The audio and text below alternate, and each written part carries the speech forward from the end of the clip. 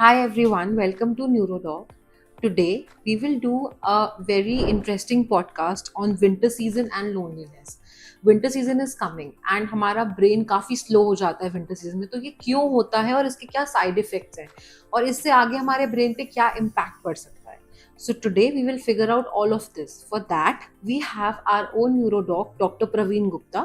Dr. Praveen Gupta is a chief of neurology and principal director at Fortis Gurugram and Manesar, and he will definitely help us with the tips and tricks. Hello and welcome to the show, sir. Hello Anjali. So winter season is coming. Mostly it has come generally, and now क्या होता है, मैं अगर अपना example दूं तो मेरा mind बड़ा स्लो हो जाता है विंटर्स में. आई फील वेरी डिप्रेसिव, कभी कभी बहुत डिप्रेशन फील होता है, कभी कभी बहुत स्लो लगता है कि कुछ भी नहीं करना, कोई भी प्रोडक्टिव काम नहीं करना. So why it happens? देखो, विंटर सीजन में क्या होता है कि लाइट कम हो जाती है ना। The number of hours when light is present is less.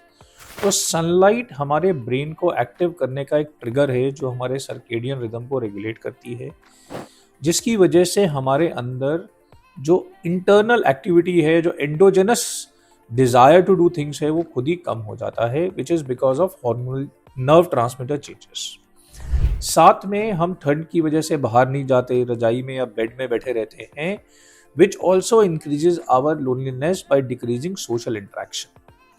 अगर हम रात को या अर्ली मॉर्निंग बाहर निकलते भी हैं तो सड़क पर या पार्क में लोग नहीं होते, जो लोनलीनेस की फीलिंग को बढ़ाता है। फिर जब हम खाली होते हैं तो हम सोशल मीडिया में रील्स देखने लगते हैं, तो हमें ऐसा लगता है कि वो हमें इंगेज तो कर रही हैं, पर वो रियल टाइम हमारी लोनलीनेस को एड्रेस नहीं करती, क्योंकि वो एक मीनिंगफुल बायलैटरल इंटरेक्शन नहीं है। इसलिए सर्दी में लोनलीनेस बढ़ जाती है और उससे रिलेटेड इफेक्ट्स भी बढ़ जाते हैं। सर, आपने बहुत अच्छी बात बताई. मेरा नेक्स्ट क्वेश्चन इसी से रिलेटेड है कि अगर मैं लोनली फील करती हूँ तो मैं मोबाइल पे रीलिंग करती हूँ, कुछ देर वो मेरी हेल्प करता है, बट अगर कभी कोई ऐसी डिप्रेसिव रील आ गई ना तो सेम उससे ज्यादा वर्स्ट सिचुएशन हो जाती है, which can lead to aggression also. So आप प्लीज बताइए ये क्यों होता है. देखिए क्या है, जब हम रील्स करते हैं तो रील्स देखने से शॉर्ट टर्म डोपामिन स्पाइक्स होते हैं हमारे ब्रेन में, जो ट्रांजिएंटली हमें थोड़ा बेटर फील कराते हैं। ये कुछ मीठा खाने जैसा है। बट रीलिंग एक बायलैटरल बाई डायरेक्शनल इंटरेक्शन नहीं है, जिसमें हम अपनी बात या अपने मन के अंदर की बात किसी से शेयर नहीं कर पा रहे, या किसी से हम मीनिंगफुली डायरेक्टली इंटरेक्ट नहीं कर पा रहे। हम सिर्फ किसी और के लाइफ में या किसी और की हुई चीज को देख के टेम्पररी एंजॉयमेंट ले रहे हैं, तो वो हमारी लोनलीनेस को भगाने में कोई खास हेल्प नहीं करती, सिर्फ वो हमारा लोनली टाइम को पास करने में हेल्प करती है। और कभी कभी वो जो रील्स हैं वो डिप्रेसिव होती हैं, या वो हमारे मन की लोनलीनेस को और बढ़ा देती हैं, क्योंकि वो उसी इमोशन को और एवोकेट करती हैं। जब हम बहुत लोनली होते हैं तो हमारा ब्रेन धीरे धीरे उसके अंदर चेंजेस आने लगते हैं।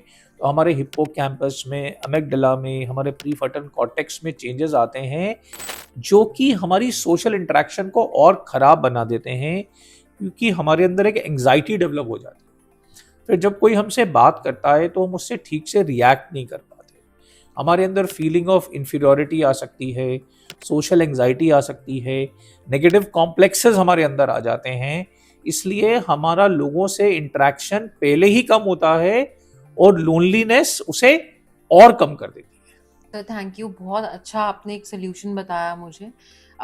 थर्डली, जो ये प्रॉब्लम होती है विंटर सीजन में कि ब्रेन हमारा स्लो हो रहा है, क्या इससे लॉन्ग टर्म में हमारे ब्रेन पे कुछ इफेक्ट पड़ता है क्या? देखो, विंटर सीजन की लोनलीनेस तो ट्रांजिएंट लोनलीनेस है, पर अगर कोई आदमी सालों साल महीनों दर लोनली रहे तो साइंस ने देखा है कि उसके ब्रेन में काफ़ी सारे चेंजेस आते हैं।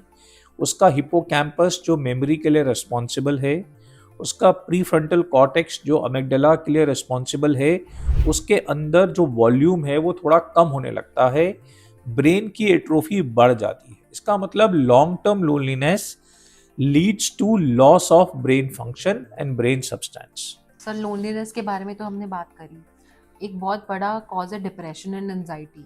तो क्या लोनलीनेस हमारे लिए, हमारी लाइफ में डिप्रेशन और एंजाइटी को इंक्रीज करती है? एक्चुअली में देखिए, जब हम लोनलीनेस में रहते हैं तो हम अपनी चीज़ें किसी से शेयर नहीं कर पाते, तो हम ओवर थिंक करते हैं और वो चीज़ें हमारे दिमाग के अंदर घूमती रहती हैं।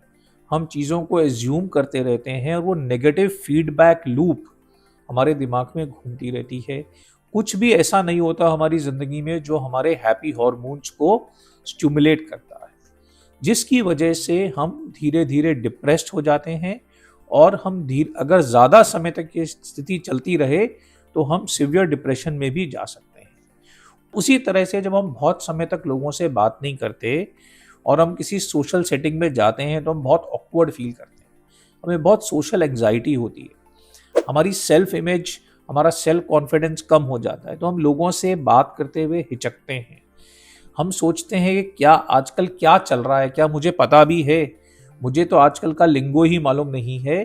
तो social anxiety, depression and resultant aggression, ये सारे मेंटल चेंजेस प्रोलॉन्ग लोनलीनेस और अकेले रहने से हमारे अंदर आ जाते हैं।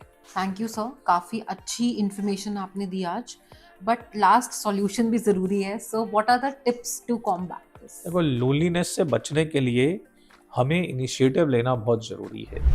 हमें अपने बिस्तर से, अपने बेड से बाहर निकल के खुद को रेडी करके एक सोशल सेटिंग में जाना पड़ेगा।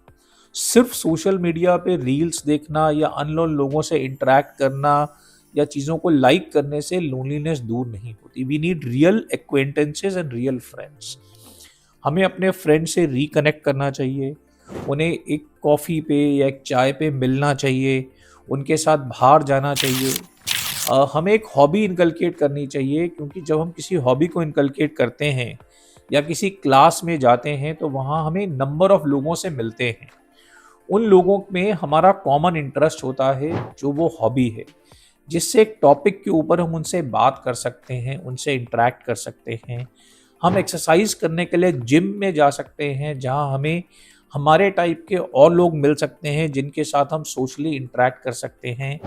ऐसे हमें वो एवेन्यूज़ देखने चाहिए जहाँ पर हम लोगों से मीनिंगफुली सोशली इंटरेक्ट कर पाएँ। जैसे एक्सरसाइज और हॉबी से हमारी बॉडी और माइंड दोनों पॉजिटिवली अफेक्ट होते हैं। इस तरह over a period of time हम एक circle of acquaintances and friends बना पाएंगे, जिनसे हम अपनी लोनलीनेस को बांट पाएंगे। हमें अपनी फैमिली के अंदर भी अपने रिलेटिव्स से अपने टच को रीइंस्टेट करना चाहिए, उनसे मिलना चाहिए, फेस्टिवल्स पे लोगों से इंटरेक्ट करना चाहिए, ताकि हम ये लोनलीनेस के साइकिल में जाएं ही नहीं। क्योंकि ये पॉजिटिव इंटरेक्शंस ना सिर्फ हमारी लोनलीनेस को हटाएंगी, हमारे डिप्रेशन को, हमारी एंग्जाइटी को दूर करके हमें एक हैप्पी लाइफ में ले आएंगे। थैंक यू सर, ये काफ़ी यूजफुल टिप्स थी एंड डेफिनेटली मैं तो फॉलो करूंगी, और मेरे कोई लव्ड वंस भी होंगे उनको भी ज़रूर बताऊंगी। So thank you audience. आज का जो ये सेशन था, इसमें हमने काफ़ी कुछ सीखा कि हम कैसे लोनलीनेस को भगा सकते हैं इन विंटर सीजन।